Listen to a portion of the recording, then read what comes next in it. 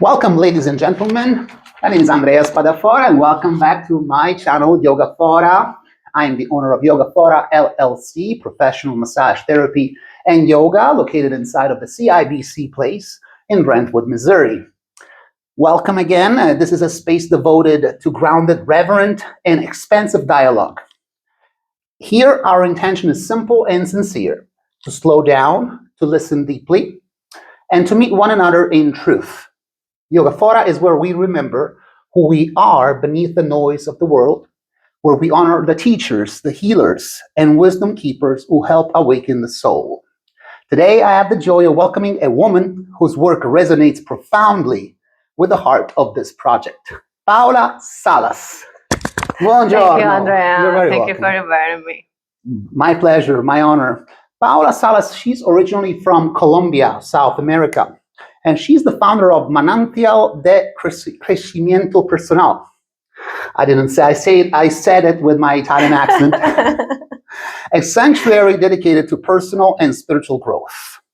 Her writing and guidance speak of gratitude, faith, inner transformation, and the courage to follow God's whisper, even when life feels uncertain.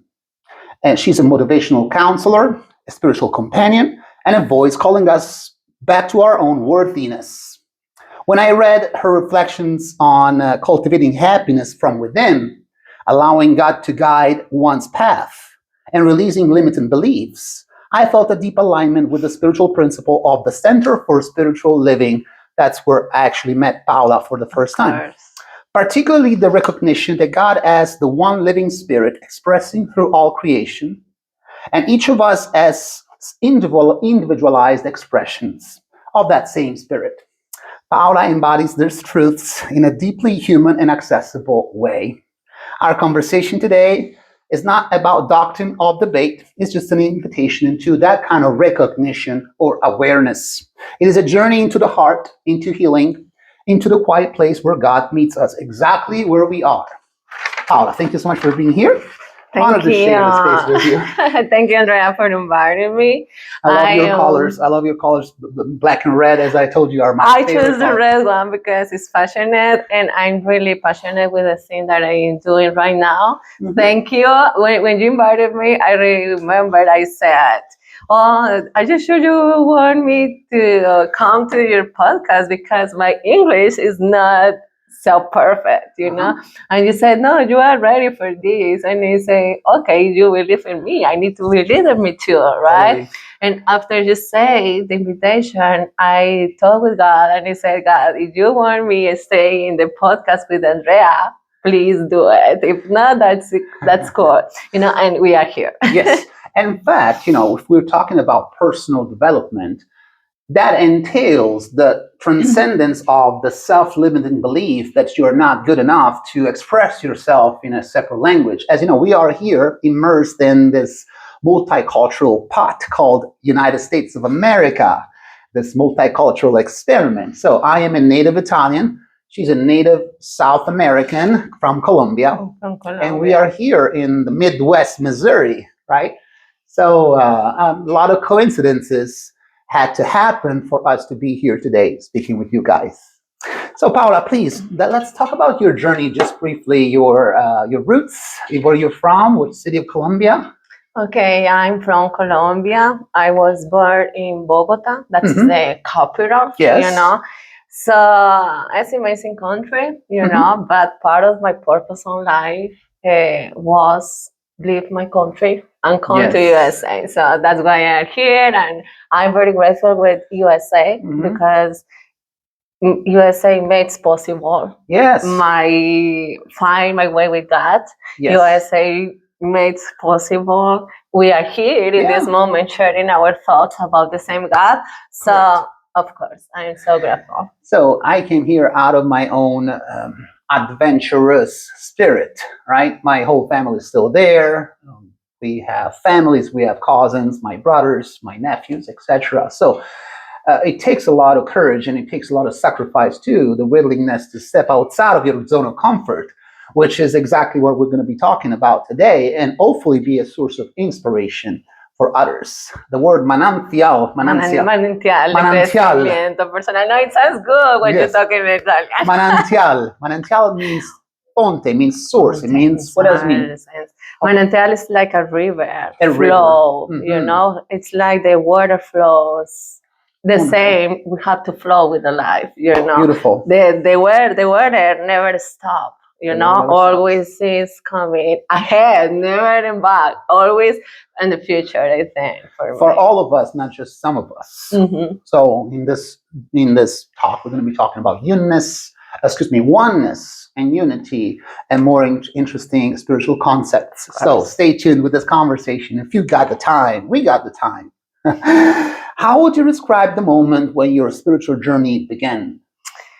It was here in USA when everything changed in my life. You know, my life changed when I decided to come here.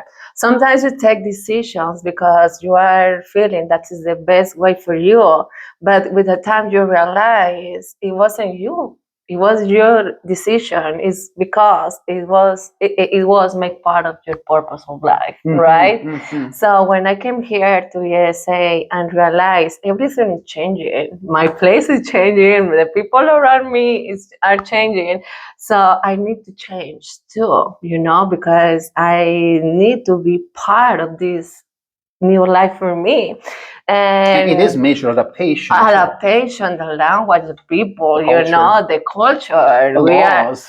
Of course, my total life, I only live with another Colombian people. Same thoughts, everything is a little similar between us, you know. But when you change, you realize, oh my God, we are between Mexican, another Brazilian, Italian, you know, American. And I decide I need to create a new life, you know, but in that new life, I need to do something different inside me. I have a voice all the time. You are not alone. You are not alone. Because I was trying to do everything for myself in that time. I'm talking about 7 years ago.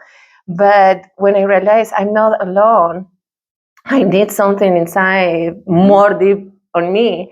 I start to walk with God. I'm talking about 5 years now since I decide to follow that voice. Yeah, totally. And of course, in order to make it all the way out here, you had not only to follow your heart, but you also had you needed to attract toward you the right people, the right situations. You know, you have to not only follow your gut, right, and stay away from trouble, stay away from pathway that could have been destructive, right? So you had some interesting leads at the moment. So, but going back to Colombia, what aspects of your upbringing in Colombia shaped your sense of faith and purpose? Obviously, you know, as you know, I'm from Italy, and the religious pathway was shaped by Christianity. I didn't really have a choice. I was the altar boy until 10. I can say Colombia is a country with we are more Catholic. Catholic. The most population are Catholic, and I was raised in a Catholic family. Not like I never remember my parents took me out to the church every Sunday. You know, so we went when we want, but I thank to my parents because they let me be free and took my decisions. Good. They never forced me to create a God in a religion or something. You know, they taught me God exists. I had my grandma. My grandma, it's very religious, and I raised believing in God. You know, but something in myself said there is not enough. The religion is everything. There is more than that, you know. I always have a lot of questions in myself, but nobody can respond my questions. But yes, I was born in a Catholic faith in the beginning. In the beginning, very so that traditional. gave you a good foundation, you know, how to understand the teachings of Jesus Christ, That right? teaches Unconditional Jesus, love, forgiveness, etc. etc. Yeah, but not in the same way I'm seeing the things now. I was born believing in punishments and sins, and instead to make feel myself close to God. Yes. I was raised in separate to God, because I afraid if I doing this, God is gonna punish me for the rest of my life. I think that was a little point to review when I tried to go to God, because I didn't feel I had a friend. I was seeing somebody can send me to the hell. Yeah, of course. Absolutely.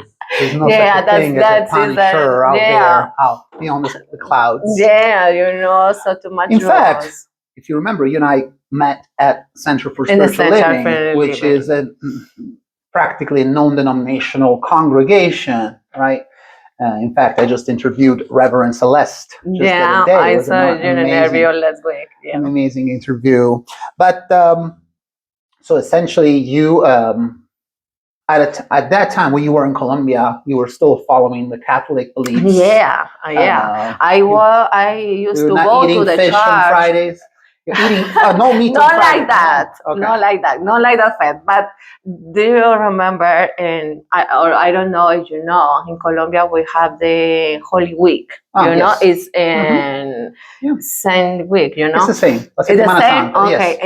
In that week, we used to pray. We used don't listen music. When my grandma said, you can listen music, you can make a little noise, you need to be silent, but of course not.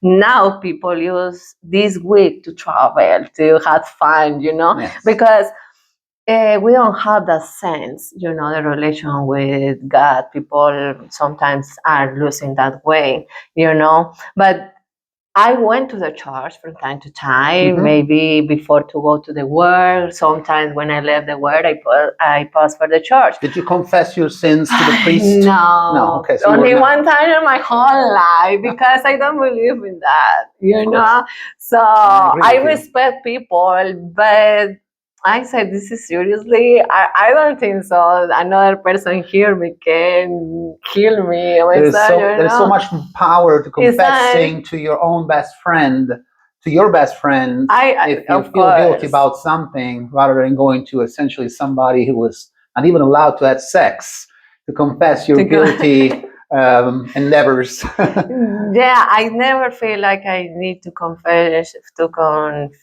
to do my confessions with somebody else, but after I realized, when I was in the church, of course, I felt peace inside me, and I thought it was the place. But after I understand it wasn't the place, it was my connection with God. Correct. Yeah, I thought I went to the church because In fact, my next question was, what was your earliest memory of feeling connected to God? And again, we use God as a label. We can call it in several ways. We can call it source. We can call it the field out of which potentiality becomes an actuality. We call it nature. So we have several ways to conceptualize source. So what was your earliest memory of feeling connected? My baptism. Your baptism. Yeah. Okay. That one is my first memory. You remember your baptism? Oh yeah, I was. You were like 5 years old. Oh, yeah, I was much 5 later. years old. Yeah, of course. Yeah, we used to practice this doctrine when we are young. In Italy, we get baptized. When we're infants. There's no way you can remember that. Yeah, I have pictures. It's okay. I have pictures, about that moment, and I can remind something. Yeah, but of course, I was a little child, How can I remember what I learned about God at that time? Of course, I can remember everything. Yeah. So, but it was my first moment. And after, we have a church in the mountain in Bogota. The name is the Cerro de Monserrate. That is very popular. You need to climb the mountain. It's like 30 minutes if you have good healthy. And there's that big Jesus Christ at the top of him. It's a church. It's a church. It's a okay. church. Yes. Yeah, it's a monument. Monument. It's Okay. the most important and popular monument in Bogota, and very tourists like to go over there. So my dad took us to go to the Monserrate, and we pray sometimes, but that is the problem, we want more for healthy, we want more for appreciate the nature and everything, but not exactly for create a relation with God. I'm still young when my dad does do that with us. But I always try to keep a relation with God. Sure. From time to time, go to the church, listen the mass, whatever, and I try to consider myself, pray sometimes. But I didn't have a good relation in that time. I thought I don't have space, I don't have time. I'm very busy. Well, I'm tired. It's a progression in emotional maturity and just in the evolution of consciousness in general. Yeah, but deep down on myself, I knew it. Something was calling me. Good. Yeah, I always feel that feeling, and it took me some years to hear. Well, but at some least people take it to the next level when they feel that calling. They are called into priesthood To or yeah. sisterhood, right? Becoming a nun or a priest.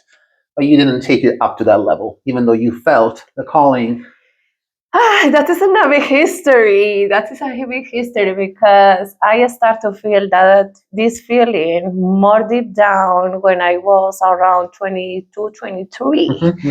Of course, being raised in a Catholic, So one time I went to the church and noon called me out. Noon, you don't like to participate like a religious, and he said no.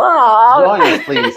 yeah, they invited me and he said no, I don't think so. I have my career, I have my friends, I have my boyfriend. Good. Yeah, but of course she did this because it was her job, calling people inside there, but she never explained me, you need to do discernment before, I ran away. I say, no, I don't want to be in clothes.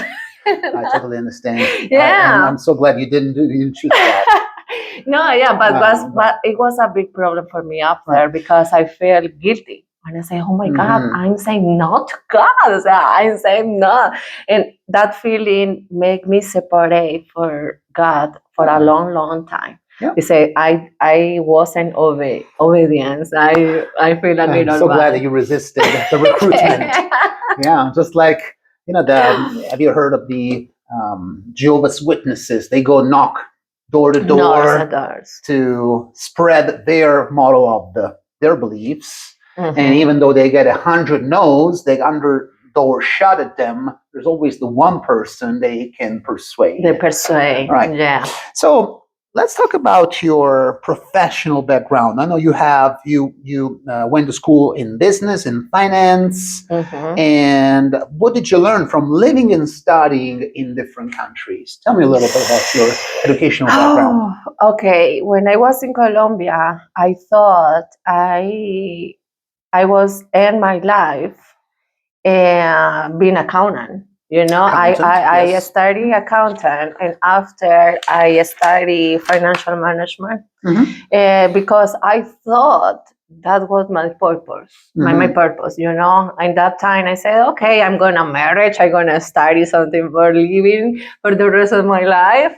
But after I realized, because something that deep down me said, no, you're not gonna end your life being accountant. That is not the way you are gonna live. Sure. And one day I said, okay, this is not for me anymore. This is not. I have to be my MBA business if I wanted to continue grow up in my career in Colombia. Did you pursue your MBA in Colombia? I have to do it if I want to grow up. Oh, okay, gotcha. But in that moment, I said, did I want really this for my life? because it was more money. It was another 2 or 3 years starting more accountant and everything. And I said, I don't think so. This is for me. I realized this is not for me, and I quit.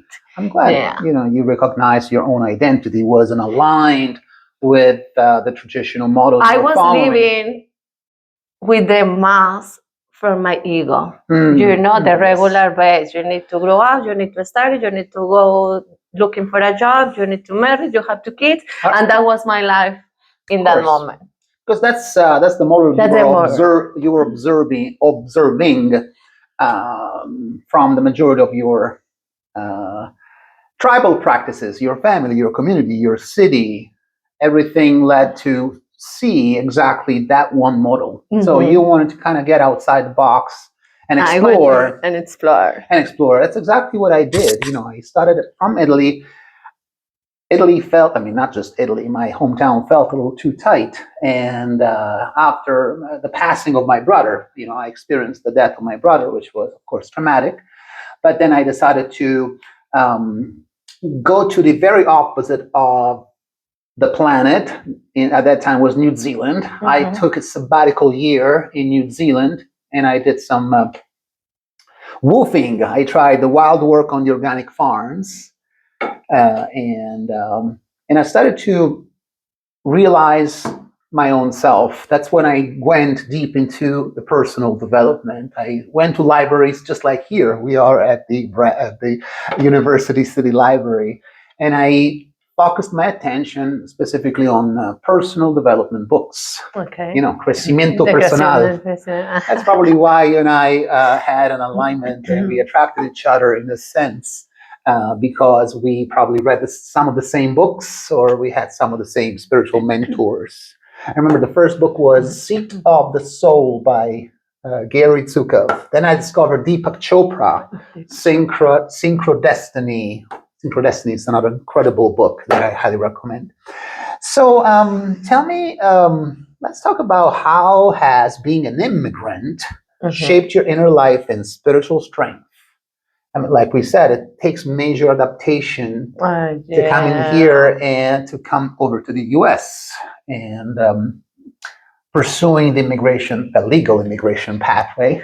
When I was in Colombia, of course, I decided to come to USA because in that moment of my life, I was realizing everything that I build doesn't make me feel happy. And I started to question myself, what is this? This is the life that I want. But in that time, I thought, if I go to another country, everything is going to be happiness, everything is going to be better, But the reality is that you take you with you wherever you go, right? That is the truth, I came to USA, and after I realized, I don't know what I'm looking.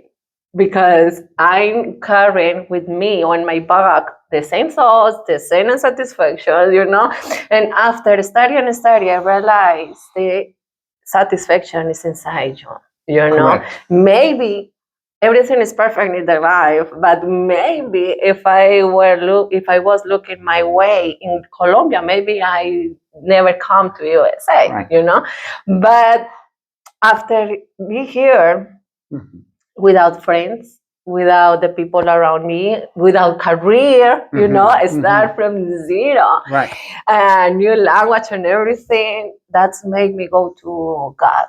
I need reborn. I need create another myself, another person. I need disappear. I need transform myself in another different way. But now God is going to have the control about me. I have too much options. The universe is infinite, and we always have several ways. Maybe I can find more friends. Maybe I can find parties. Maybe I can find alcohol. But I prefer look to God. I said, God, I'm here. I'm alone. I used to live here with my parents. I lived here with my parents for 3 years, but after they decide they want to come back and realize their dreams in living in a in a field, nature around and animals around. And I decided to stay here. Mhm. But in that time, I said, I totally alone now without In my a parents. sense. That is the only people are close to me. Yeah, I mean, we also live in a time in human history that is unprecedented. Even though you say that you're here by yourself, but you have the whole world available at a click of a fingertip Yeah. through technology. But in that time, I felt alone. That's Yes. why one day I sit down Yeah. at my place and I said, God, I don't want to feel myself alone. Beautiful. I believe in you. If you are real, Yes. I'm going to build my new way with you. Wonderful. And now And as you realized, I mean, when you moved from Colombia to the U.S., more specifically to St. Louis, right? St. Louis is St. Louis, yeah, because I have another relatives. Oh, here. good. Yeah. You have another relative here. Okay, good. So you realize that the people here are not aliens, just like you are not an alien relative to people here. We're all made out of the same stuff, right? Yeah, we share the same biology. I'm Italian, you're Colombian, but we have the same teeth, the same digestive tract. And we are here because we are sharing some we share the same vulnerabilities and flaws too, right? Of course, vulnerable, in that moment, I feel I was fragile, and vulnerable. But God transforms everything, So one day I was feel alone, and now I'm feeling abundance, and abundance in everything, abundance in people, abundance in friends, abundance in everything. Yes, and I can feel your bubbliness. So bubbly, so wonderful to be in the presence of Paola. So let's talk about happiness, inner peace, and just like the art of living from within. This is very important, right? Because I had to find the same exact letting go techniques, what we call the ultimate surrender, the pathway to surrender. My crush is Dr. David Hawkins. I told you, your crush is Dr. He is. He provided a framework that resonated so well for me, the map of consciousness and how to see within myself the fluctuation of my emotions. And depending on my own level of consciousness, if I was angry, if I was fearful, if I was feeling lonely, the outer world will reflect that. It will be reflected in relationships. It will be reflected in job opportunities. It will be reflected in my body strength, even the quality of my yoga, with me being a yoga instructor. So how do you understand happiness today compared to how you understood it 10 years ago or 20 years ago? Oh my God.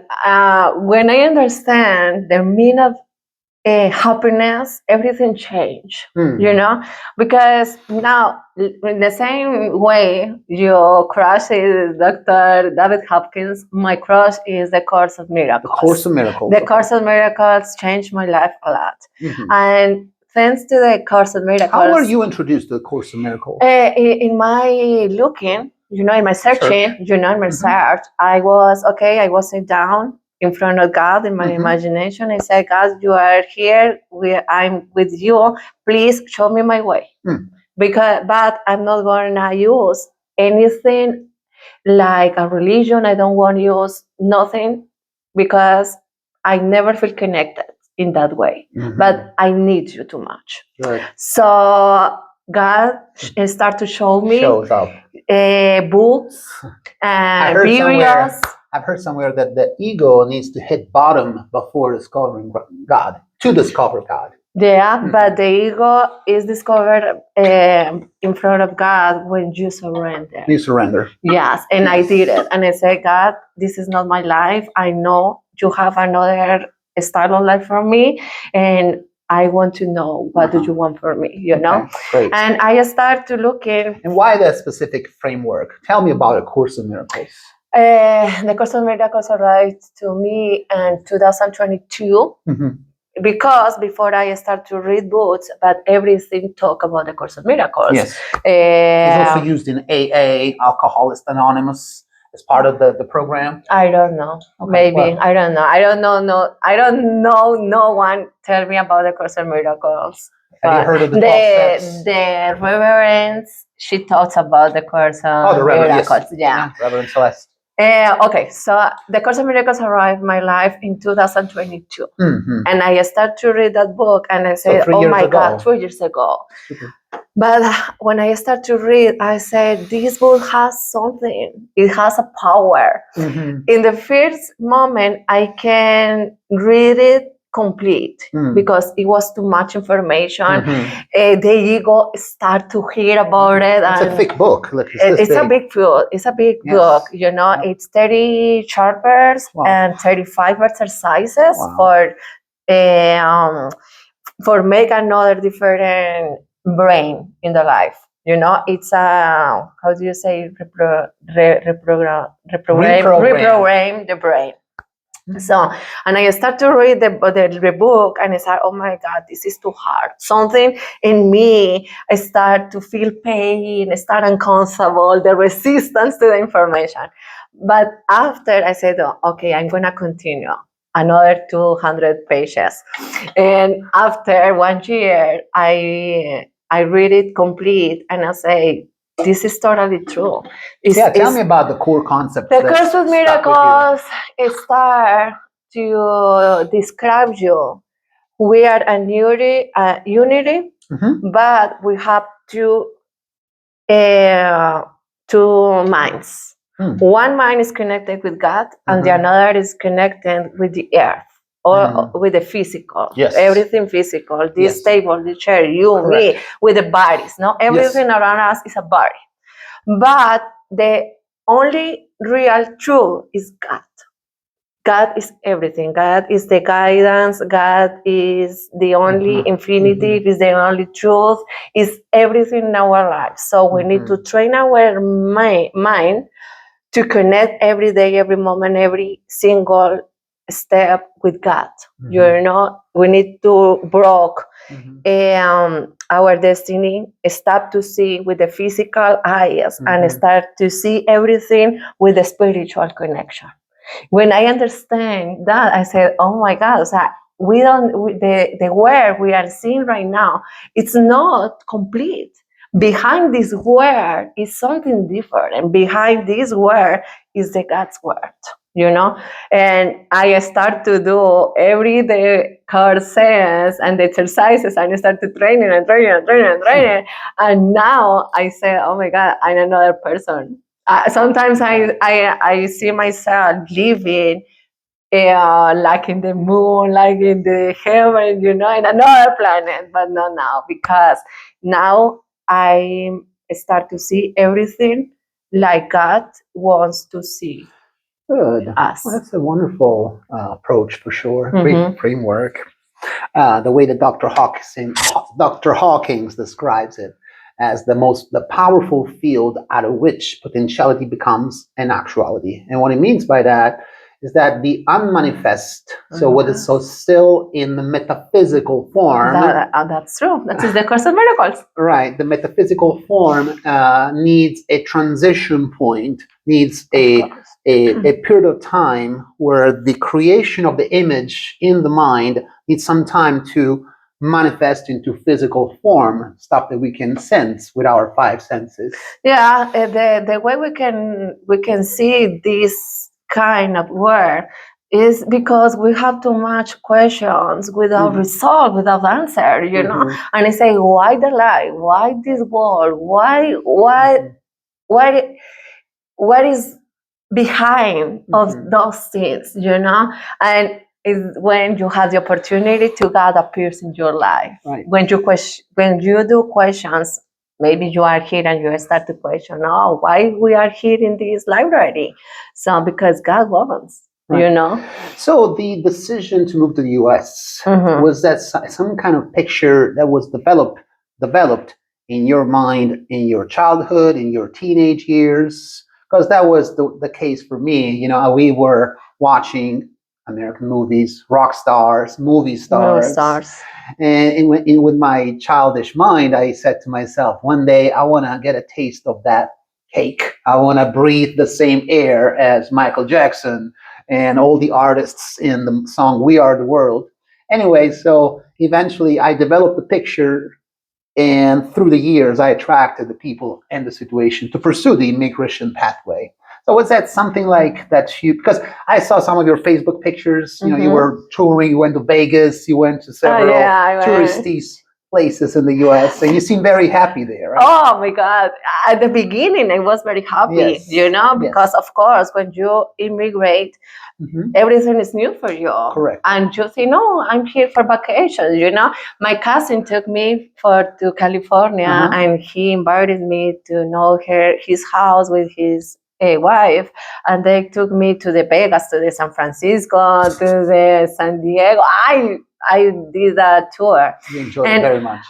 Too much. And I said, God, you agreed to me here. Yeah, we are in the same path now. But with the time, I start feel disorientation. With the time, I start to feel anxiety because my new reality is USA, but what is gonna be my work now? You know, what do I need to do or buy for start a new life? Everything was new. My living room, my dining room, everything was new. And with the time, I start to feel confused. I don't know how to live here. I don't know what I want. I don't know. I speak another language. I don't know what I want to do with my life. Language is just an acquired skill. Yeah, but when you are here in the first moment, you don't understand that, you know. Correct. You are thinking it's in money and survive, you know.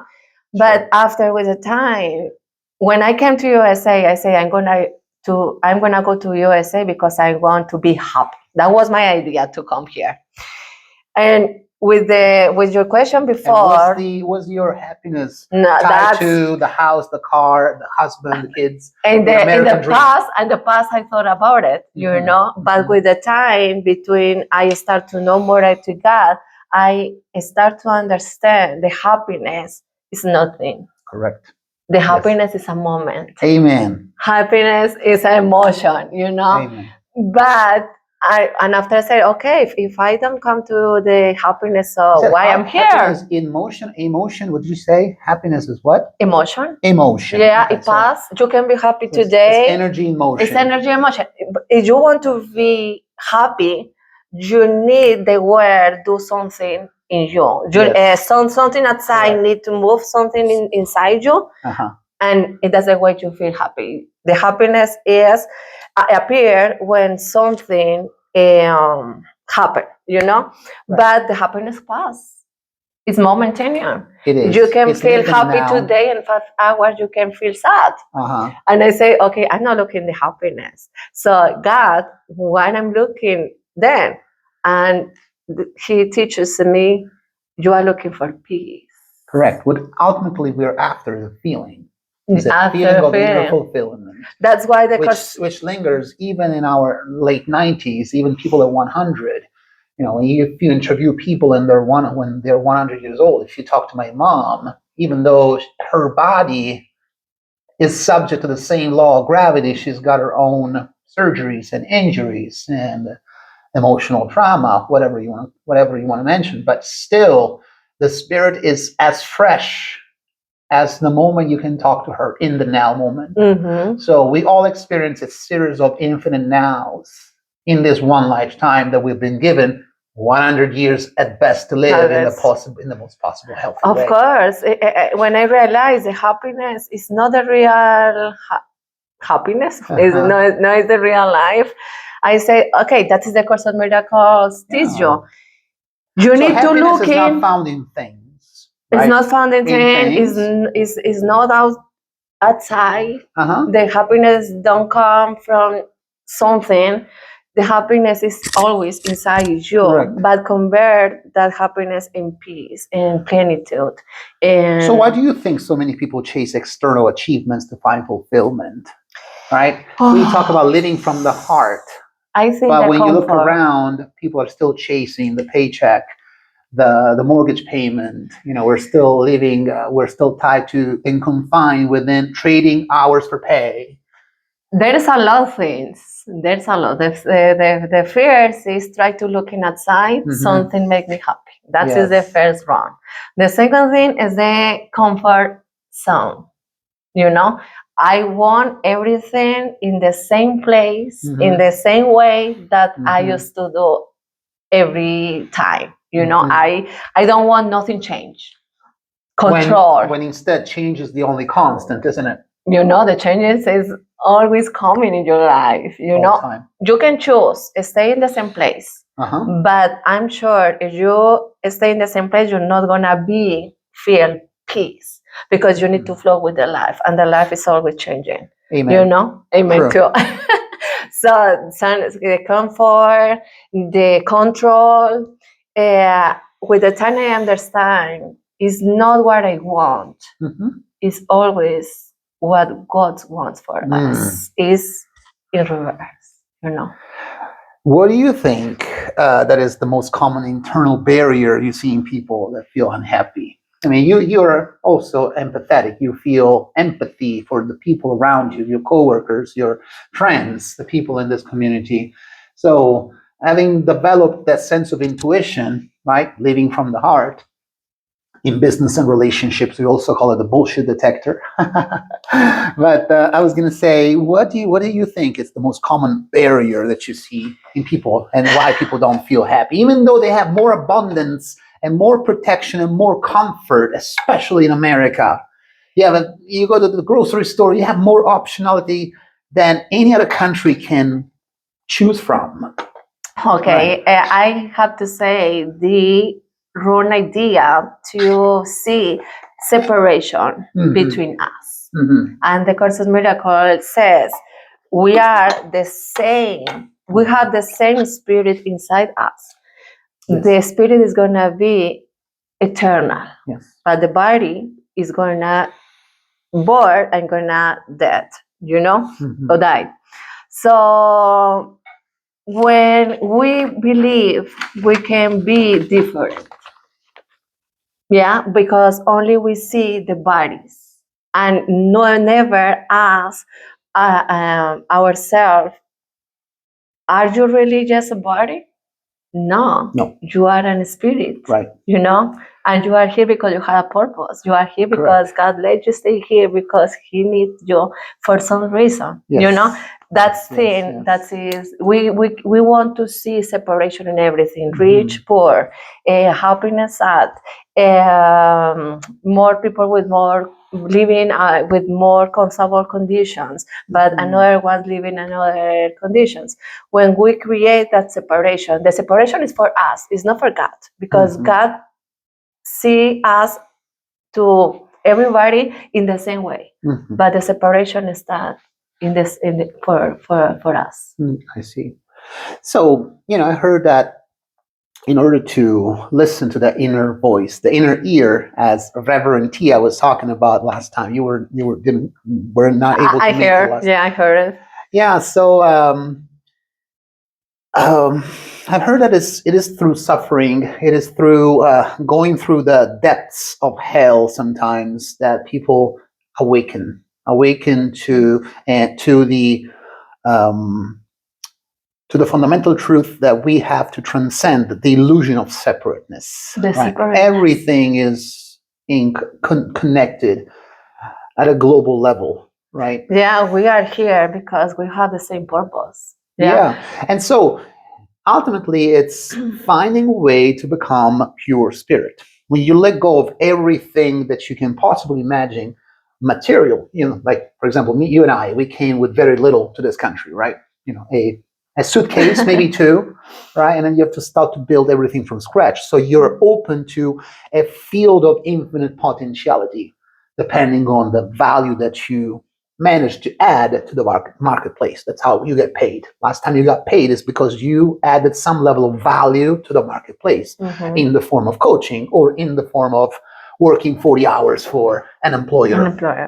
Right. So,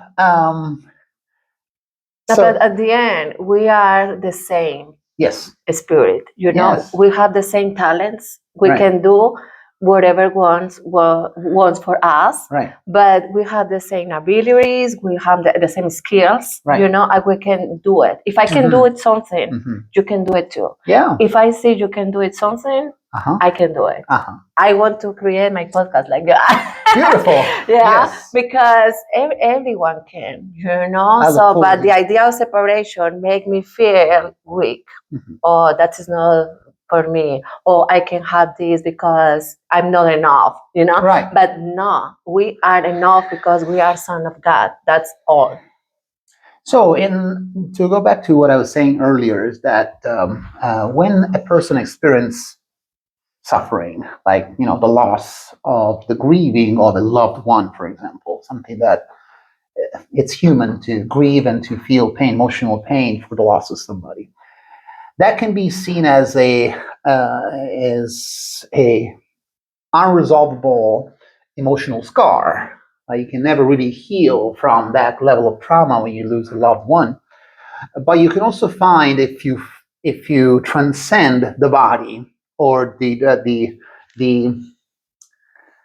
illusion of this physicality, you can step into the world, the realm of the non-linear. In other words, the realm of the arts. In the arts, everything is non-linear. You can become pure spirit in a form that is not necessarily as linear as the typical traditional career. You're born, you do elementary school, high school, university, and settle for a job, settle for less than what you're worth. So most people find contentment in the expression of art. Do you have your own expression of art? What's your talent?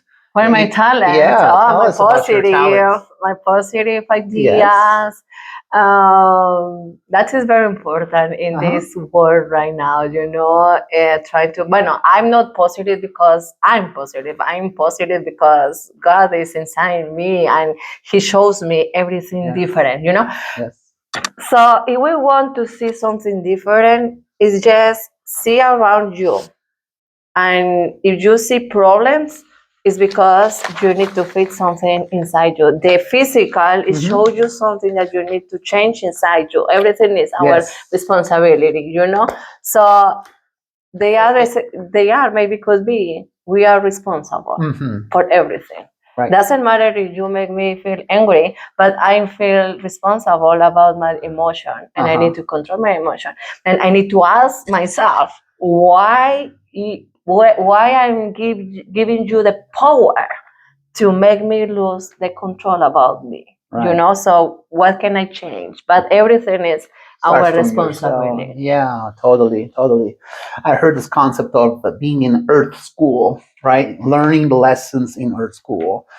Earth School, as long as we are within this physicality of this body, we will be presented more and more lessons to learn. So it's all even the adversities are just feedback mechanism of life itself that has been presented to you, right? So let me ask you, well, we already talked about surrender. I just wanted to talk about humility. That's a big humility. word. That is a big word. Yes. Yeah. What role does humility play in spiritual growth? I think that is a little difficult when you're beginning in this path because like you are seeing everything bodies, you are only see the physical. The humility is something very, very deep down on you. It's recognized. Anything is mine and I don't know nothing. When you can recognize, when you open your mind to say, I don't know nothing, you are giving to God the change to show you another different ways. Sometimes we are very proud. Oh, yes, I know this. I'm totally sure. You need to do the ego. Credit. Yeah, But when you recognize nothing is of us, nothing.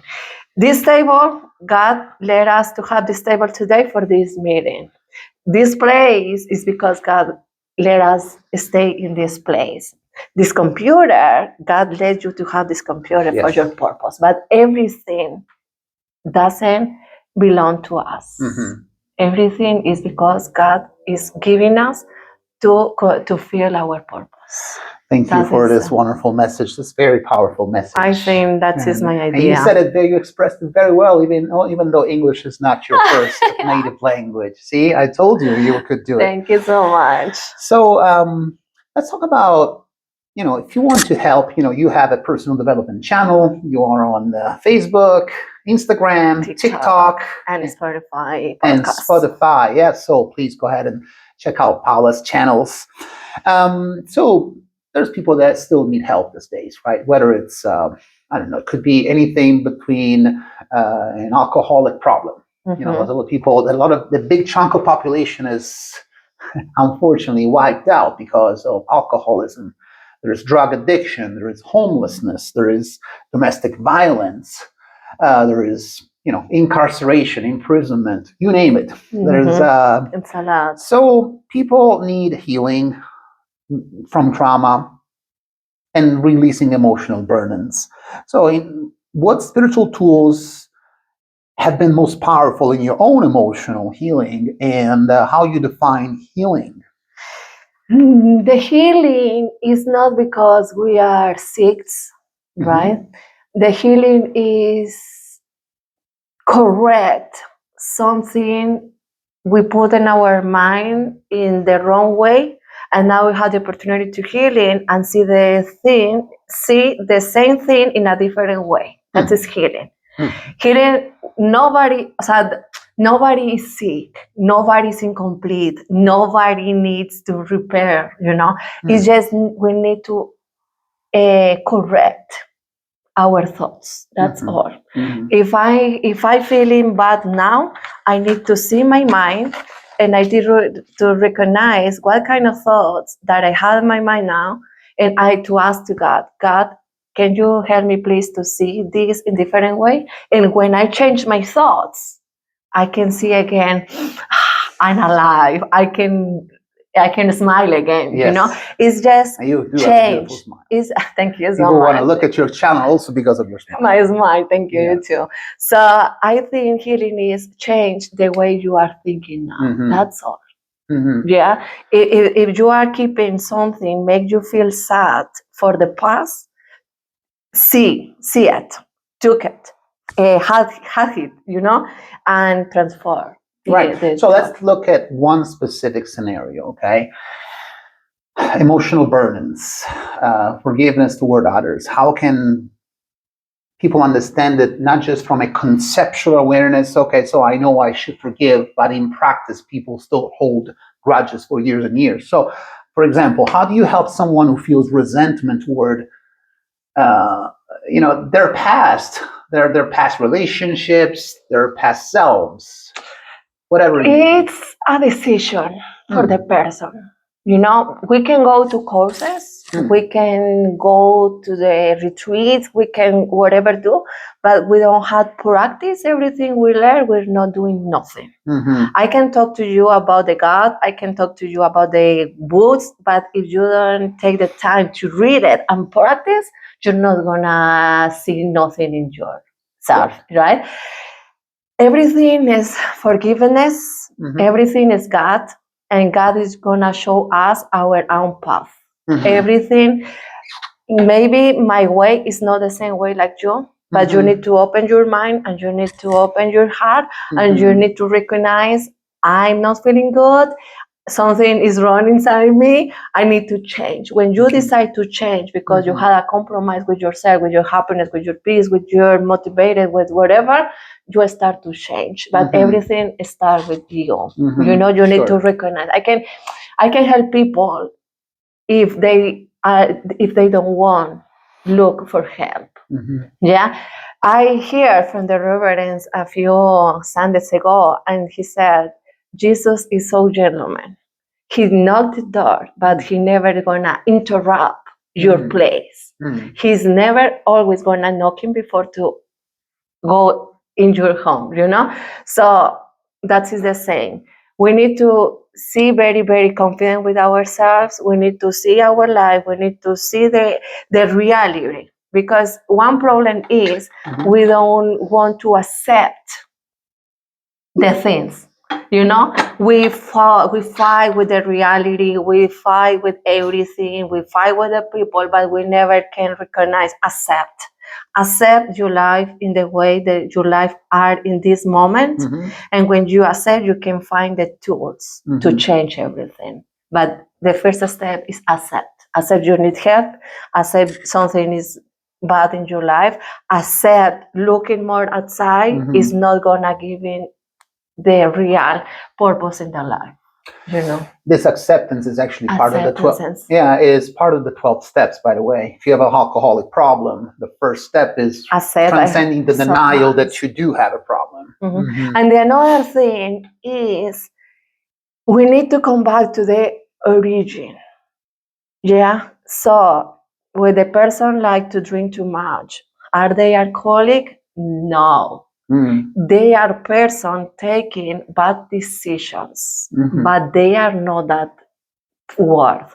Because if you say one person, oh, you are alcoholic, the person start to believe, oh, I am alcoholic. And we need to awake people. No, you're not alcoholic. You are a spirit. You are a son of God, but you are taking bad decisions. The only thing you need to think is change your option and see your another ways to feel the same comfort that the alcohol is giving you now, you know, but it's changed the mentality. Right. Even Dr. Hawkins sent people, alcoholics, to AA because that's the most practical tool he could do at the time as a very well-known psychiatrist. So but they are not alcoholic. Right. You know, the real life is every people are intelligent. Yes. Every people. So when you talk with this kind of person who are taking bad decisions, you need to recognize what they are. You are smart, you are intelligent, you are wise, why you are doing, and you are worthy, you are brilliant, you are amazing, you are, you know. So why, if you are all those things, why are you choosing something that makes you feel bad? You know, and that people start to think, oh yes, I am smart, oh yes, I'm intelligent, you know, and that way they can start to awake. So let's talk about something that is, I think that's a great topic for my channel. You know, in one of your posts on your, you have a Facebook group called Manantial de Crecimiento Personal. Yes.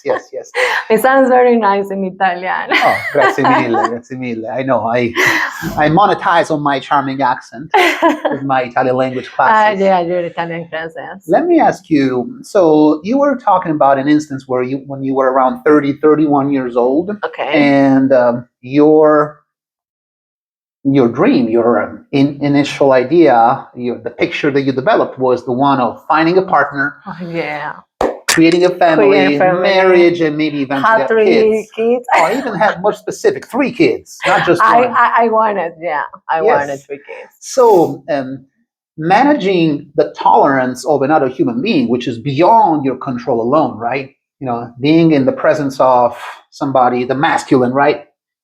If you're a straight woman, that you will be looking for a man, right? I specify this because in this current modern landscape, we have the gender, the male, the female, and there's a lot of in between, right? But then just to be respectful for everybody's philosophies and beliefs. But going back to you, so my parents, for example, have managed to stick together and be married for over 50 years. You know, my dad is 88, my mom is 84, and you know, they sacrificed a lot, and there was a lot of fights growing up just to keep the boat going. So, what is your take on now that you are, you know, approaching 40? How that image has changed, has been reshaped, and how do you see a relationship working? I'm not good in relationship because I'm single. No. That is a joke. So I'm single because for grabs. Because I took that decision. Yeah. So I always dream with a good relationship. I always dream with a guy, with a family, with everything. Mhm. But when I start to know to God, Mhm. I start to see I was building in my dreams something based in my ego, but Mhm. not in my purpose. Mhm. In that time, God has a place, but it wasn't in the way that he is in my life now. I'm very grateful with God. Mhm. Don't give me a husband. Mhm. I'm very grateful because if I had it in the past, I wanna make the same mistake with the people do. I stay with a man, and no with purpose, Mhm. no with my own life. But now, if I got a man, it's fine. Mhm. If not, it's fine for me. Mhm. Mhm. God clean everything inside me, and if he needs me alone, that's good for me. Wonderful. I'm gonna work for my purpose. That is my idea. If a man can come to my life, that is welcome. But That's great. always it has a purpose too. But yeah, and the Bible said nobody can live after. Everyone needs to die when people see to God. Mm. Everyone died because your dreams die, your beliefs die, your thoughts die, because he needs to reborn you in a different way, Rebirth more you. kind, more humble, Right. more confident. Put your ideas and thoughts always to serve to God. He is gonna break Mhm. your life, Mhm. the life that you are seeing until now, because he needs to make you a different kind of person to serve Beautiful. him. Yeah. But when we have a relationship with God, like you said, we are in a relationship with something that is metaphysical, that is non-physical, is beyond the beyond the physical. physical. However, if you choose to intermingle finances, to have a physical or intimacy with another human being, you're subject to having to deal with another nervous system that is not yours, right? Okay, You're yeah. another person, whoever it may be, is wired differently. I am wired differently than you. So the cohabitation process might lead to some disagreements. And It's the relationship of everything. We can choose we choose our parents before we born in this earth, but not like especially. But you can choose your partner, you can choose your friend, you can choose your work, right? Yes. So you need to go deep down yourself, and you need to check, because you need to check if the people had a matching in the thoughts, matching in the feelings, matching in money, matching in jobs, matching in purpose. It's a big list. It's not only, oh yeah, it's only the physical, or it's only see the feelings. No, it's a big list.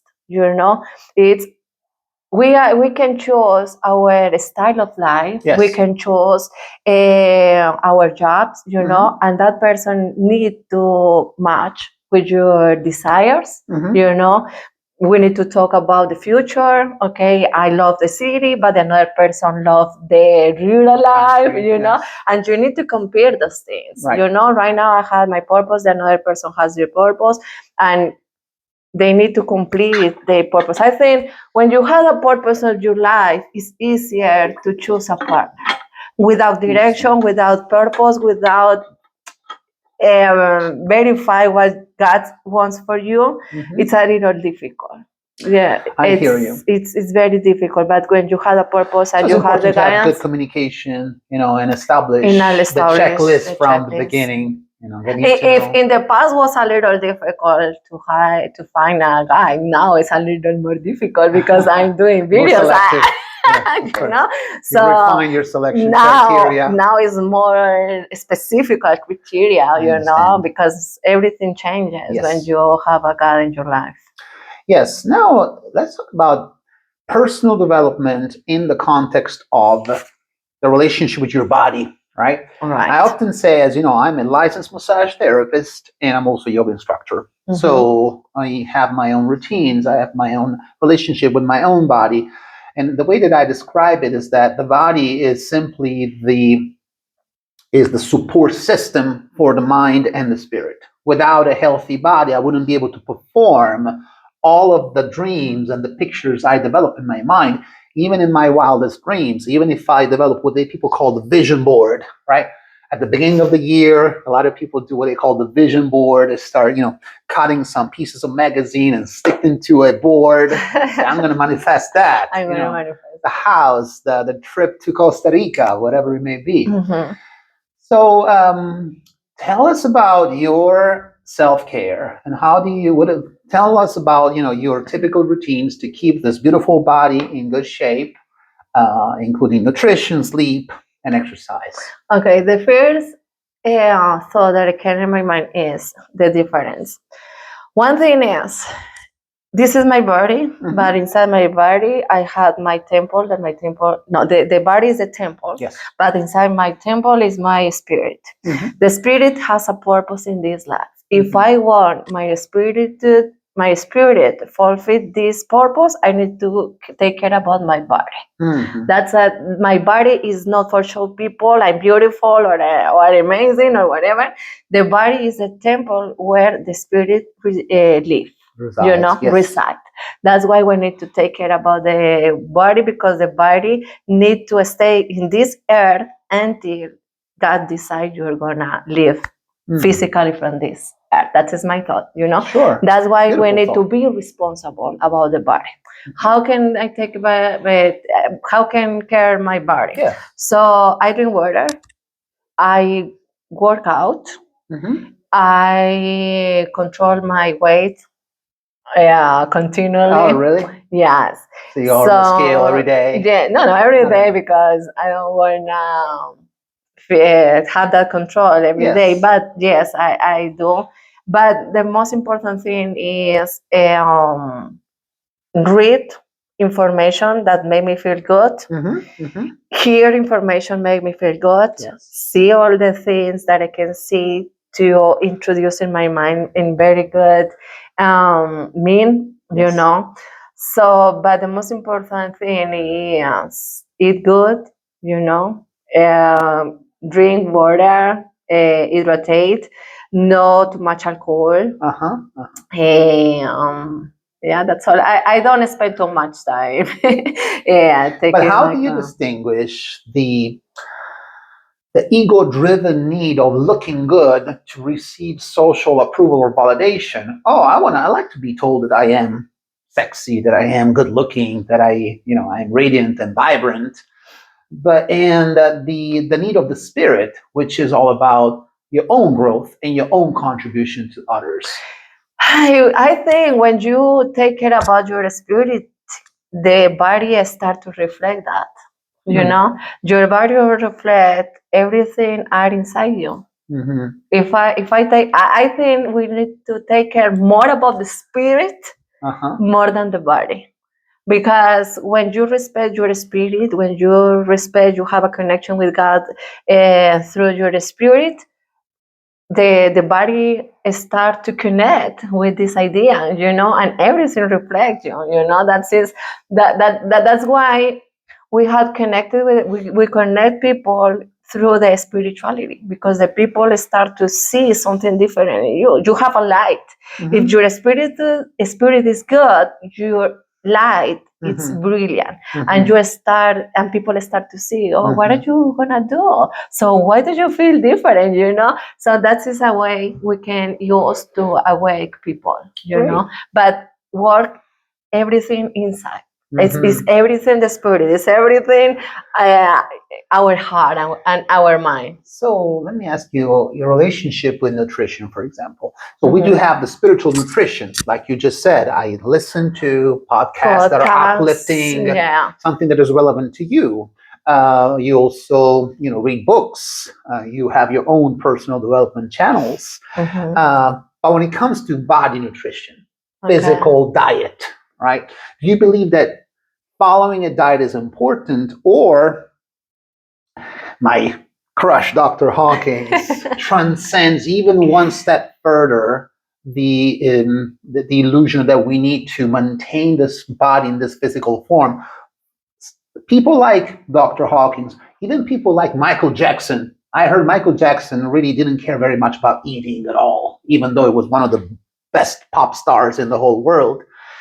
So for them, like even just like feeding your body with a slice of pizza and popcorn could be good enough to maintain the spirit. So how do you see your nutrition? Do you study nutrition? Do you I do you do think meal prep as bodybuilders do, 6 meals a day with the Tupperware? What do you do? no, so I think there are no rules. Working your spirit doesn't mean you need to eat, change your diet. No, everything is a process, and your body talk for you. I never touch my food. My food is still the same. I don't have any nutritionist right now because I don't feel bad with my food. I food in home. I prepare my food. I can eat outside, but of course, I'm not gonna eat in several proportions when I know that kind of food is gonna make me feel bad in the future. For example, the fast food. Every now to eat too much fast food is bad for your calories, for your body, for your weight, your everything. So I And it think affects the quality of your energy, by the way. I think you cannot eat a cheeseburger and go to yoga. when you start to work with your spirit, you can start to hear more deep down your needs. And if the people start to feel they need to change their food, go ahead. But in my case, until now, I don't change my food until now. But if I have to in the future, I'm gonna do it, of course. So what is a typical nutrition day in the life of Paola? My every breakfast, lunch, and dinner? No, not dinner. You don't eat dinner? No dinner. Really? No, so you no. do a form of intermittent When fasting? I'm alone in my home, but if somebody take me out for dinner, I'm gonna have dinner, But my breakfast is the same every day, sandwich with coffee. My lunch, it could be a steak or chicken with salad, But I try don't eat dinner. Really? Yeah, I skip the dinner. Interesting. Yeah, but not until now. No, because I have a purpose. It's because this is my habit. I take care too much about my spirit, but of course I love my body too, and I want but don't to you see feel hungry at night? So if I feel hungry, I'm gonna eat, but no, it's nothing that I have to every day. Yeah, if I have to, I have to. Yeah. I'm not gonna regret about the food if my body feels that I need to eat, I'm gonna eat. But I'm very grateful with my body because my body receives everything. But when the body start to feel it not good, he stops. So you feel sluggish, you feel heavy. The body will speak to you. The body speak. If I can sleep and say, okay, I'm eating too much, or maybe I ate something with. The only I don't like to eat is spices. You don't like spices? No, I don't like spices. Hot foods? No, hot foods. No. Coming from the South America, we love chili and more but more food, homemade. Homemade. Okay. Yeah, everything is very easy. Only onion and tomato and some salt. And a little, not too much condiments or spices. Yeah. Interesting. Now let's switch gears. Let's talk about something very powerful, that power of gratitude, right? It's known that the gratitude, and I use that in yoga a lot. I always recommend or invite the students and myself to reconnect to the electromagnetic frequency of gratitude, which carries a much higher frequency than lower frequencies such as anger, fear, pride, etc. So many questions I have for you. So why, for you, gratitude is such a powerful spiritual tool? And how has gratitude revealed to you about your own life? The gratitude is the most important practice in my life every day, because we need to train our mind in the very, very important things instead to think in the bad ones, right? And grateful help us to do that. When I'm grateful for being here with you talking about this, my heart it feels wonderful. When I recognize I have everything for survive today, I have everything for today. Yes. Everything that I need for today. Which is food and shelter, primarily My water. food, the water. Oh, taking a shower is so amazing when you feel the water and you say thank God, because I had the option to take a shower with warm water. When you turn on the light and you see, we have electricity. So thanks God, because thanks to the electricity, we have this kind of electronic things to do this. When we have this space, thank you, because this is amazing. When I know this library, when I see this library, I say, oh my God, this place is amazing. I come every Thursday because they have conversations. Here? Spiritual conversations, but after the next year, it's going to be all Mondays. Oh, okay. It's many conversation. At this location? In this location. And I see, oh God, you are guiding me to the most beautiful places, So the clothes. So now we are look nice because like God, like Jesus teaches us in the Bible, you don't need to be anxious for nothing because God is going to provide everything. He knows we need clothes. He knows we need food. He knows everything, So that is the gratitude. God, thank you because you never forgot us. Yeah. Wonderful. So you think that gratitude can change everything. Somebody's destiny. With the economy, is not good, Yes. If you are gratitude, you say, okay, maybe this is not a good moment for the economy, but anyway, I had food, I have clothes, I had my family, I have everything. You said, I can feel fresh. And gratitude is always within your control, right? There are things you cannot control. If you open the TV, if you turn on the TV and you start looking at politics, you can start looking at the economy and all the bad things happening in the world.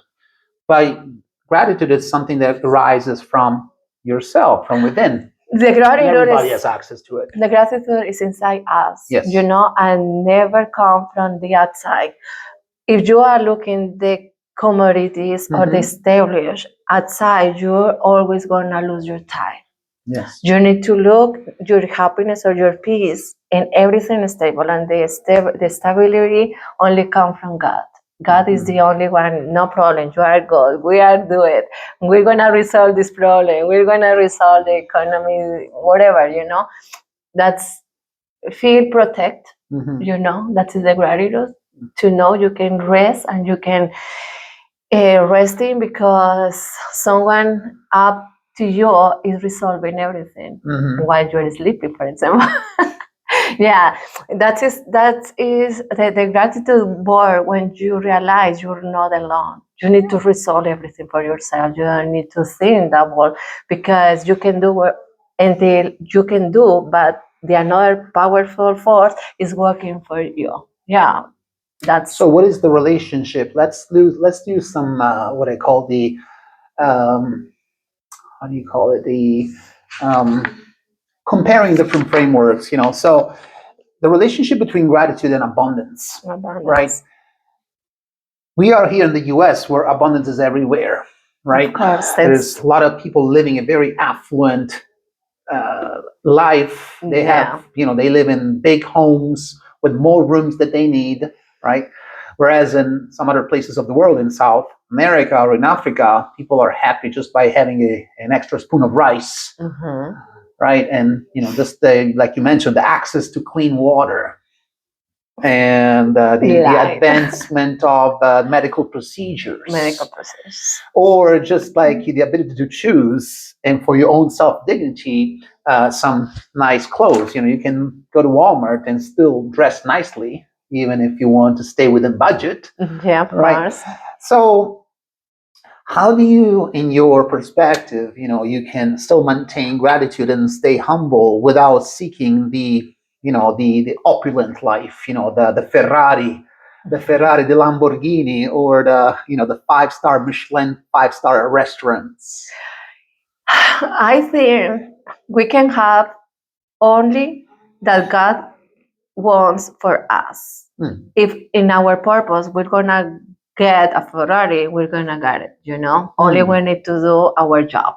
God has a plan for us, but we need to follow him, and everything is gonna open for us, But we have everything we need, and we need to think always in the moment present. And today I'm gonna feel gratitude because I have everything that I need for today.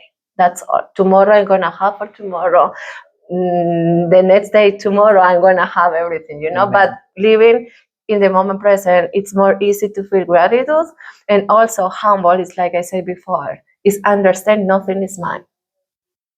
Everything God has led me to have for my purpose, but everything is from Him, How do you transcend fears, for example? Not only the fear of death, which most people have, I mean, it's the ultimate fear, but also the fear of moving forward with, validating your own beliefs. You have a plan for the day, and I'm going to get there no matter what, because I'm guided by this force within me, this power that exists. This power for it is right. But isn't there a place in the back of your mind that says, oh, and what if shit happens?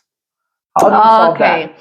So when we understand we are a spirit living and terrenal experience, we can always see the things up of the earth. That is a very, very powerful key, The fear is in the earth. The fear is emotion. The fear is because we are human and we need to, and the scared or feel afraid is part of the human life. But we are a spirit and we are connected with God. The love disappears. The negative thoughts, the friend.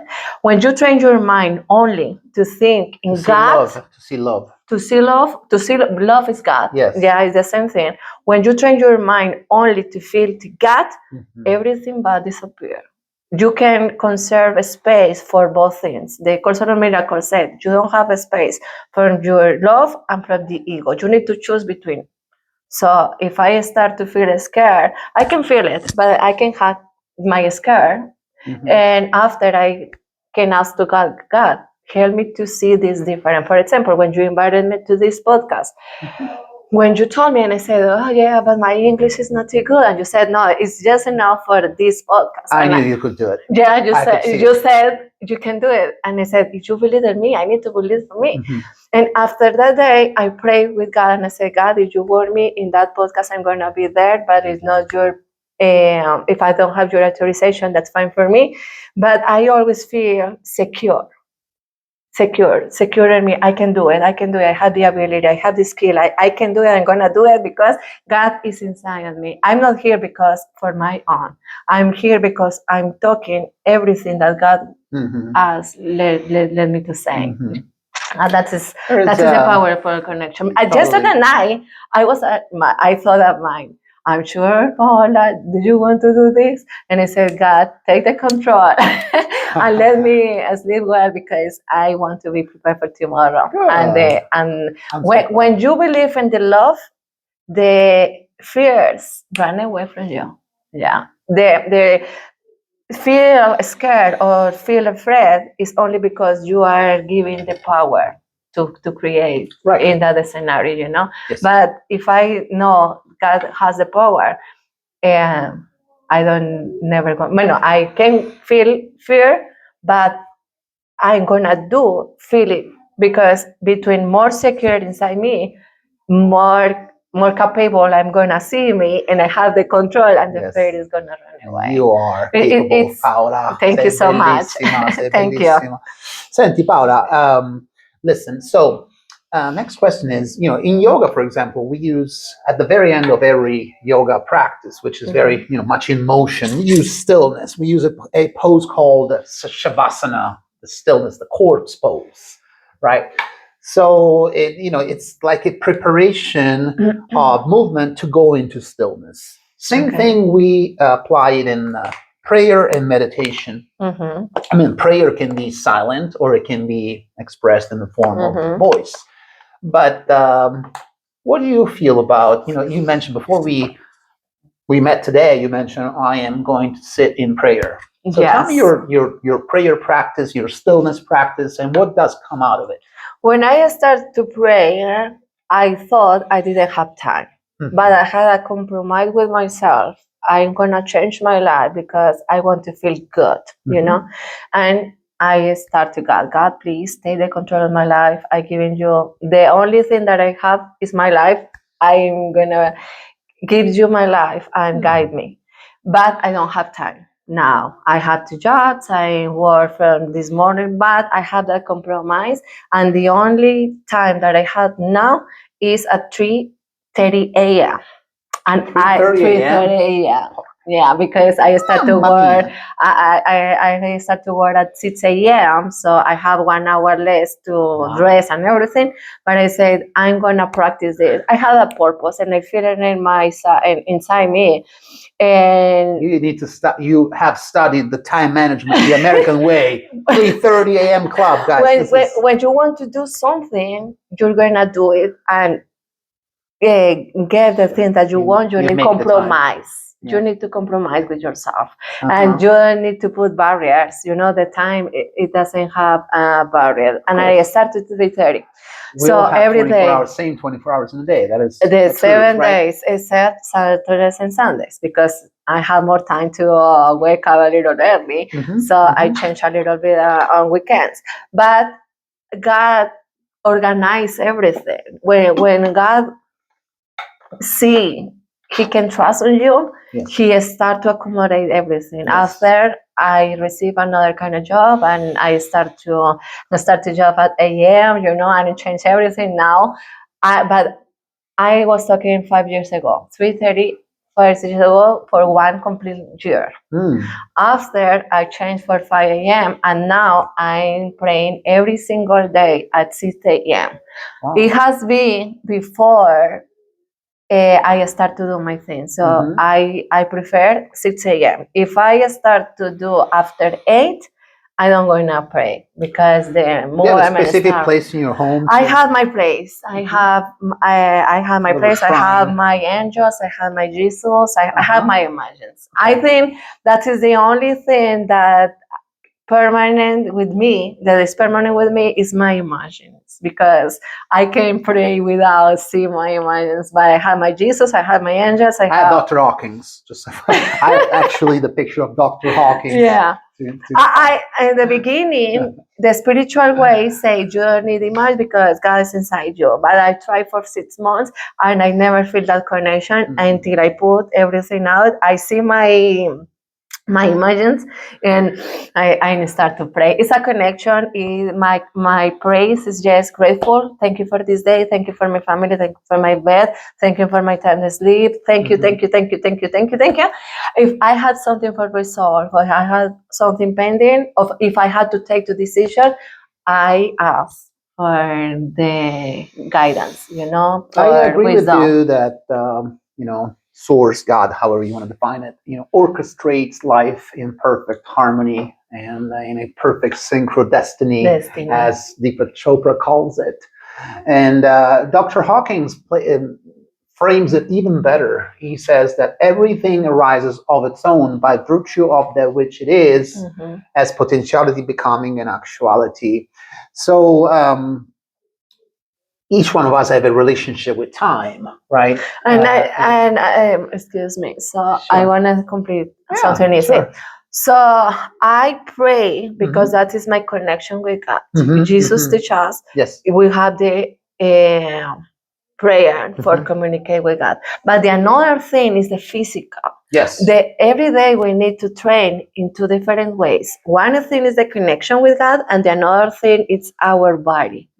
That's why I practice the meditate, you know, because the meditate help me to control my thoughts, help me to everything I thinking in my mind is not because I'm thinking, it's just thoughts. Doesn't mean nothing. The Course of Miracles say that, not because I'm thinking in this, that is true. It's just a thought. And to meditate, you breathe deep down and you observe your thoughts, but you never follow your thoughts. You know, that is very important. And the therapy it's very important too. Mm. You know, we need to improve every You day. said therapy? Therapy with the Okay. psychologist. Oh, okay. You know, So- that's I had So you do therapy. believe Yeah, in, I think. in the value of therapy? Yeah, and because that I say one thing is the connection we got, but another thing is the earth. We need to build tools to have a behavior in this earth with Yes. another people. We have Yes. rules in the earth. We need build rules in the earth to communicate and share our time with another person. You know, Absolutely. we came from the same place. Mhm. God is inside me, inside you, inside Yes. everything. But in the earth, we need rules, and the rules come with the training with meditate, training with the Mhm. therapy, So we need training the with the tools, we need the yoga. skill We need the set. skills to have a good behavior in this air with another Yes. ones. You know, Gotcha. So you do see value in coaching and counseling, coaching, health counseling, coaching. We health. have a lot of those. We have hypnotherapy. We have a variety of resources, and Yeah, even more so. but we don't need to do everything Mhm. because the problem is not to read and put a lot of information here. The idea is read, learn, and practice. Yes. When you can practice, you can put your thoughts in your head. You know, but until the information is not in your head, you are not doing nothing change. You know, sometimes people pay yoga classes, meditation, courses of chakras or whatever. But if the people don't practice, you're trying to say that knowing and not doing is the same as not knowing, correct? Correct. Yeah. It's about applying what we learn and not just being entertained by what we learn. Mhm. One concept that was so powerful that I learned is that from the highest level, the level of unconditional love, which is places of consciousness where Jesus the Christ and Buddha and Krishna arrived at, it is a place where everything arises spontaneously. You know, you can release yourself as the doer of reality. Yeah. Everything is Everything is in the surrendered. mind. So you tend to experience reality, and at that level of consciousness, the level of love, or even more unconditional love, Unconditional which is love. a great word to add to it, the experience of life is as if it is one continuous miracle after another. Okay. Right? If you can recognize through the tools of forgiveness, through the tool of gratitude, what we just talked about, when you love unconditionally somebody, and even situations that at one time were disturbing to you, were intolerable to you, things that used to make you so angry and pissed off, now seen through the lens of unconditional love, everything shows up as a miracle itself. When you recognize the place where you come from, everything change. Yes. Yeah. When you recognize the origin is God and God creates you in the same image from it, you know, you start to experience in different ways. If God is love, I'm love. Yes. If God is peace, I'm peace. And everything change. Right. Everything in science change, and you start to see in different way. Beautiful. But you need to put everything first in yourself. So when I see you, I don't see your physical. I know you have your physical, but I'm seeing your spirit.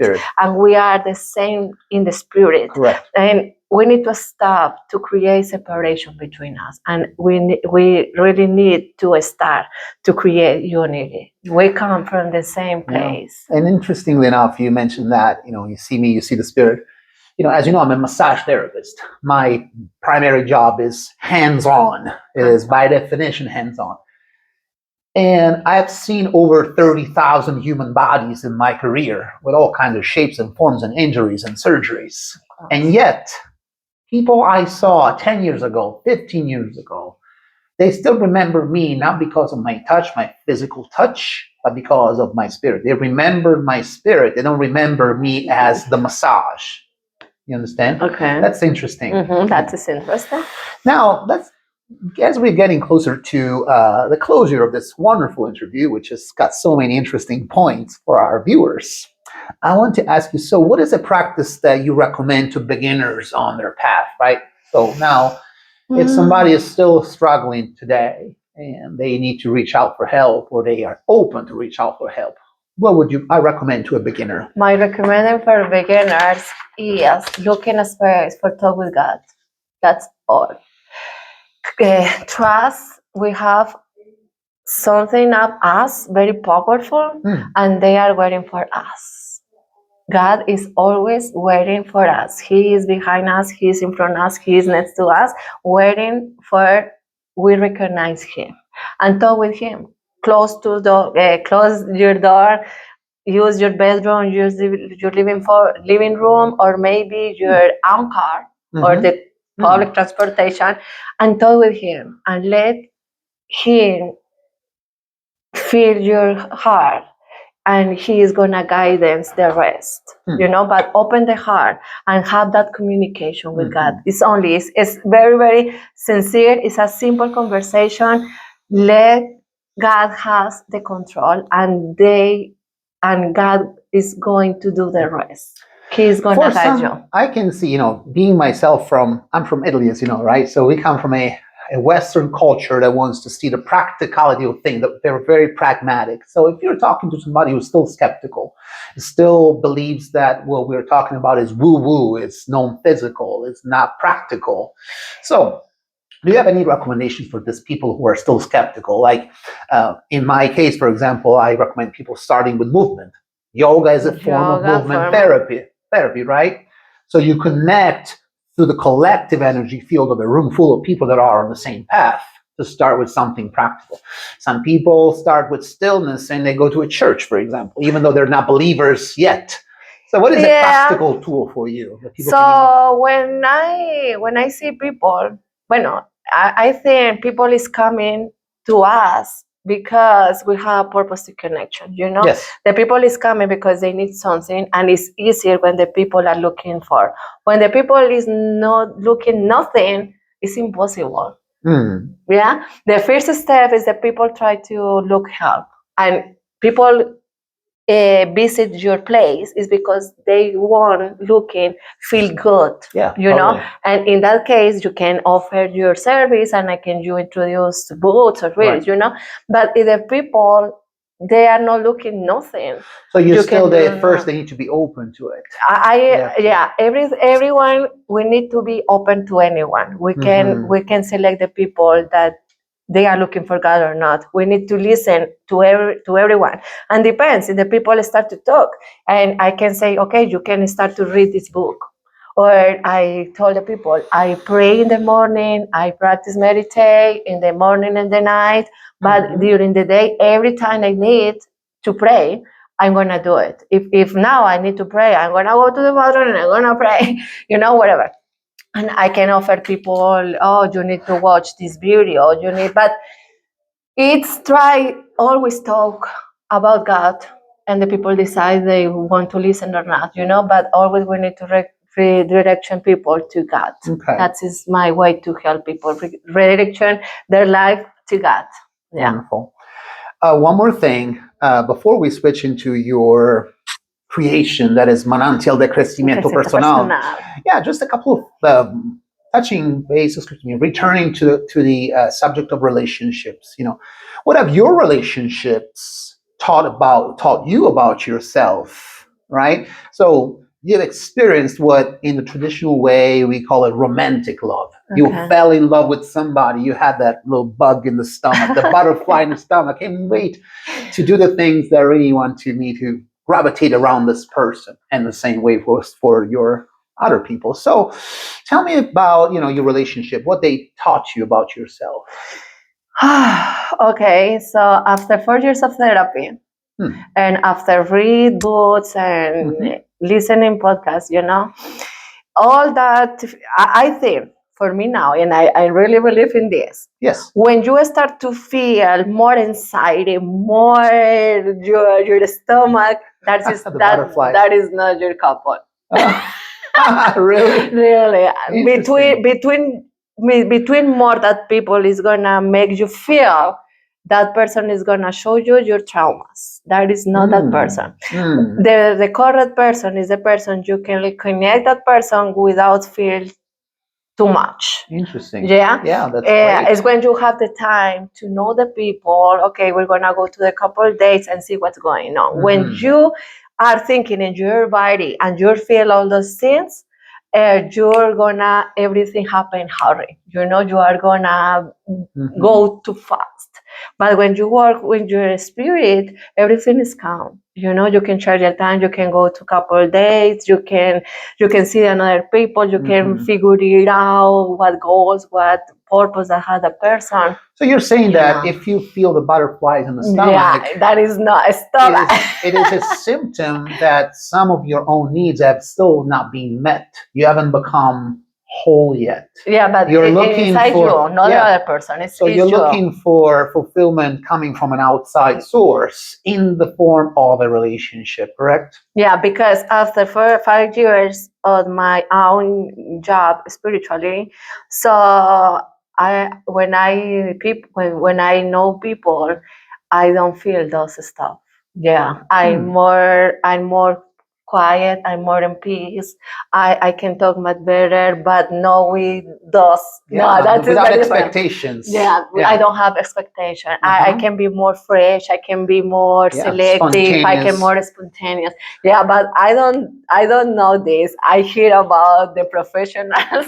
They say that if you feel too much in the first moment, be careful because that person is gonna make you feel your traumas. Right. And then eventually hurt you. There's potential for being hurt, for being left hurt. Yeah. Gotcha. So so what has singleness taught you about faith?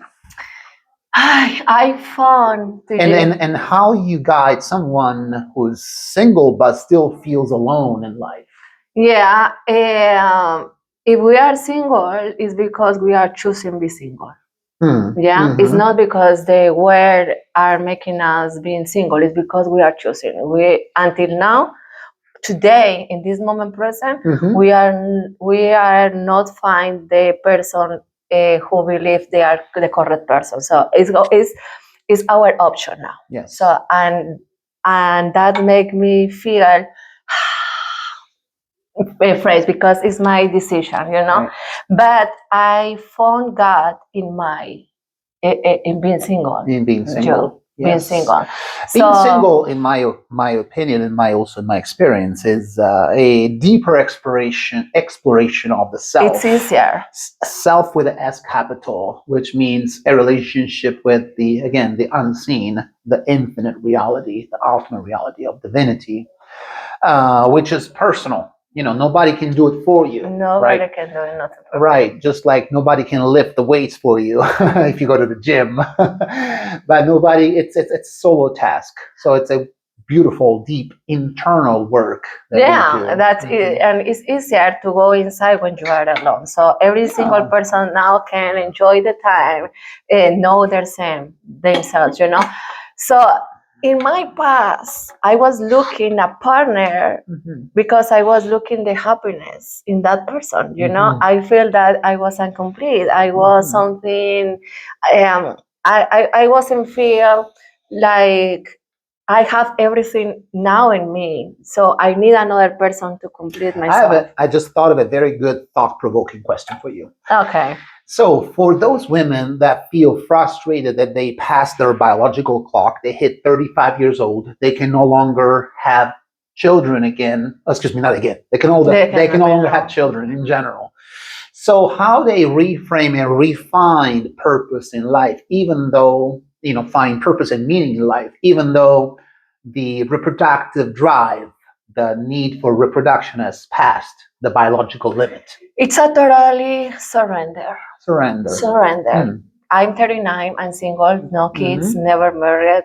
Totally single. She's a gem. Yeah, but I was looking everything like we talk, a partner, a family, wherever, But when I start to work with God, He fulfilled everything in me. So now I feel complete, I'm happy. I don't need nobody to make me happy because I'm totally happy with myself now.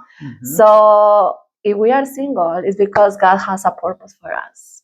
If He needs us single, it's fine because when we have a purpose, the purpose is love and give love to the world. Yes. You know, Yes. the kids, the husband, whatever is a way to feel love, but it's not the only way. Gotcha. When we work in our purpose, that's all we need. That, and the rest is going to come if God think we need a partner or whatever. But everything is God.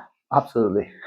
I am 47 years old, and I did reproduce. I do have one handsome son. Yeah. But what I recognize in nature, just by observing nature, is that nature still provides all the abundance that we need and even more.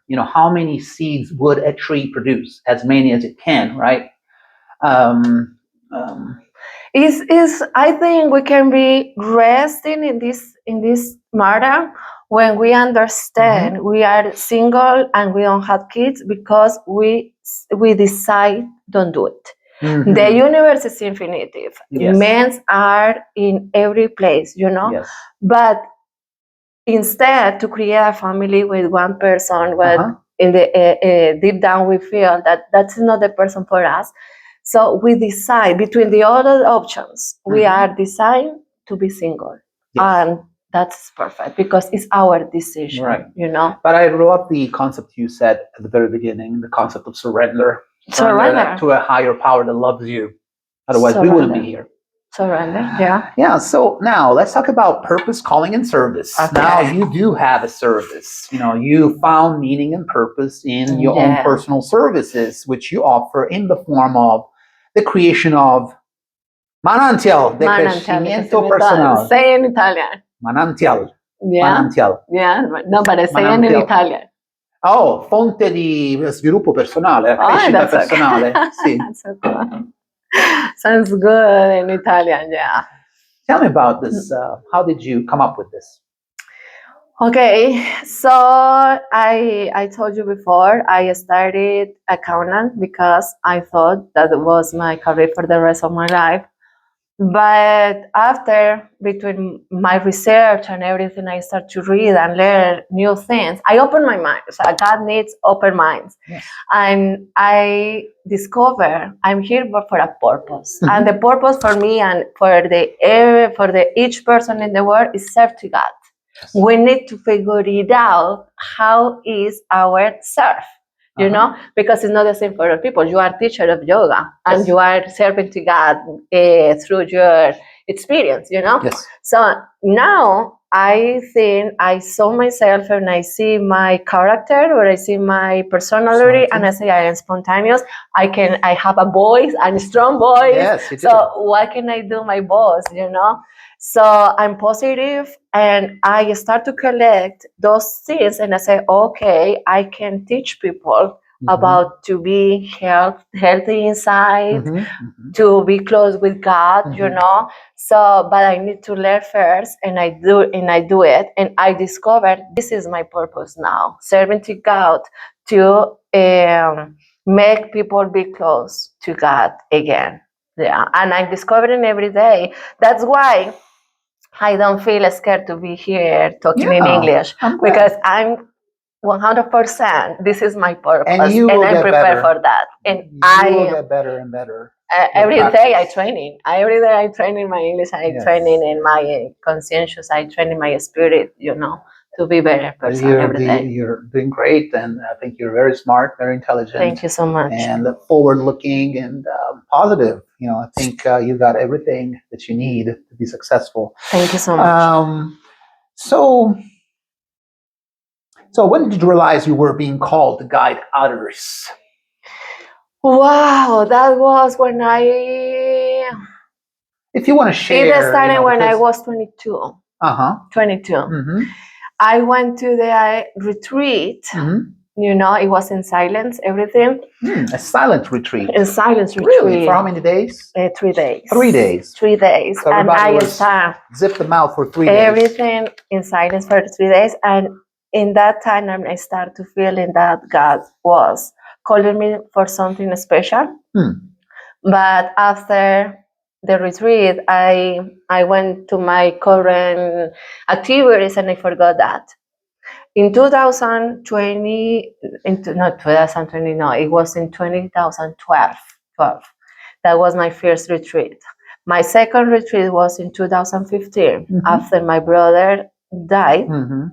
I went to that retreat, but that retreat was very special. It wasn't in silence, it was more active. And the person was given a testimony about their lives. And I said, oh, I feel more, I live emotion. I feel emotion when I start to hear that people giving testimonies, and I see the people happiness, and I feel the people be living in peace, and more something moving in myself, And I say I want to be like that women. I one day I wanna do my testimony, but it was in 2015. Yeah. After 10 years, I'm doing it. That's awesome. I connect with my purpose. Wonderful. And now we have the digital tools to be able to do so, right? Which only 10, 15 years ago were unthinkable. Now with global interconnectivity, we have tools, YouTube and Facebook. All it takes is just like to spread the word and people to recognize the value in what we offer. So I want to ask you, among 8 billion people on planet Earth, we are so many people on this earth. Yesterday I went to my son's assembly in school, and there were so many kids, like hundreds of kids in this beautiful school that he's going to. And I said to myself, man, all these kids will eventually become adult, and they're going to have to find their own way in life. They've carved their way into a world that is more crowded, that is more competitive, right? So it's going to be challenging, even with even with all this technology. You will still need to find our sense of individuation and our own sense of purpose in order to offer value to others, right? So in this, with this framework, what does it mean that we are all expressions of the same spirit, and how do you stay grounded and feel safe among 8 billion people on planet Earth? Okay, so because our mission. We all have an ego to defend, right? Right. If you challenge my ego, I'm gonna be coming back at you angrier than before, right? So that's why we need to hear the word to awake. Yes. Yes.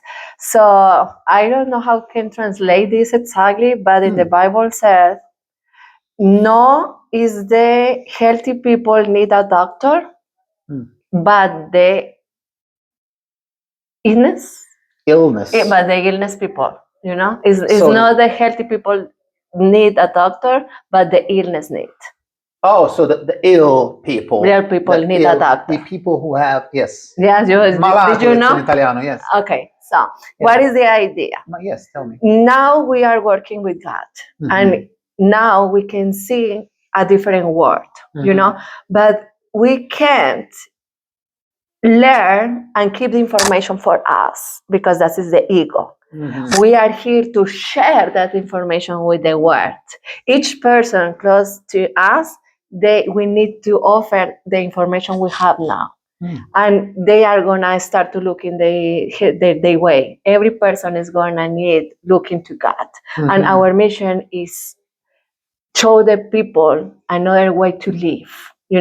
We have the responsibility with the child now. Yes, we can with the children. We can be blind now because we have the opportunity to change this world together. So parents has the responsibility to learn the children about God, about this conscientious, about we are not only bodies, we are a spirit living in this earth. Yes. We need to talk our children about the purpose of life. Yes. We need the responsibility, no obligate to people to create in something special because people need to figure it out for themselves. But now we can see another different world. We need to teach another people, and we need to stop to create separation between us. We are 7 billion people in the world, but all of us are here because we have a purpose, and we need to help to God to come back to the origin. This is not the word of God.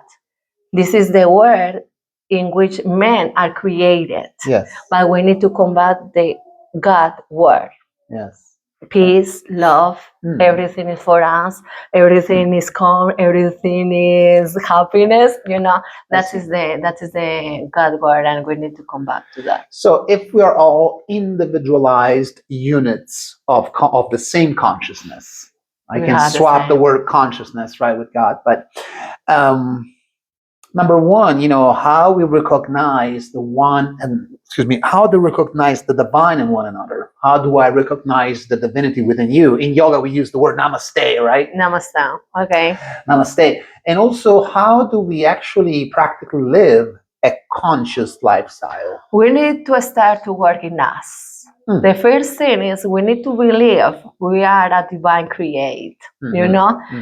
We are. I'm love. I'm peace. I'm grateful. I'm happiness. I'm the son of God. When I believe in that, and I think in that way, and I feel in that way, I can see you in that way too. Maybe your ego.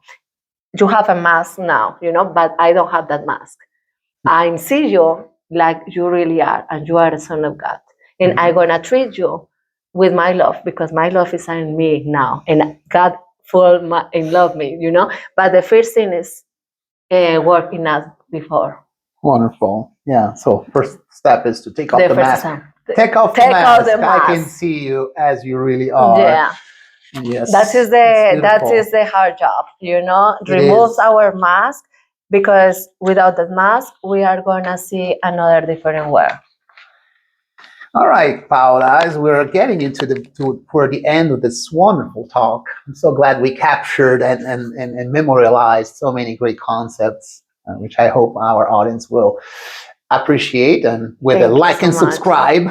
Yeah, of course. But so, if you could whisper one message to the world, what would that be? We are here to change this world. We are here to help to God to change this world. And God needs us to change this world. This is not the world that God creates. This is not. We need to go beyond, and see the real world. Yeah, we need to work in that. We need to discover what is the God words. Yeah. Great, wonderful message. So, in your personal services that you're offering on your channels, number one, how do people reach you? Can you tell the audience how do people get a hold of you? I have four tools you can reach me. I have my Instagram, Manantial de Crecimiento Personal. I have Facebook, the same name. I have TikTok, Crecimiento Personal, and in Spotify, my podcast, Manantial de Crecimiento Personal. Everything is based on A Course of Miracle. For the English-speaking audiences, how can you reach to people that only speak English? They need to contact me in a direct message, and we can talk with them by phone or a message, because for a while all my tools are in Spanish. Maybe in the future I'm gonna start to create in English. But I need to train me a little more. Of course. And you're well on your way. Yeah. But I was going to say, so I'm going to include, of course, the links to your website, which is, what's your website? I have my webpage. Is Manantial, www.manantialdecrecimientopersonal.com. What's your email? My email is info.manantialdecrecimientopersonal.com. Okay. Yeah.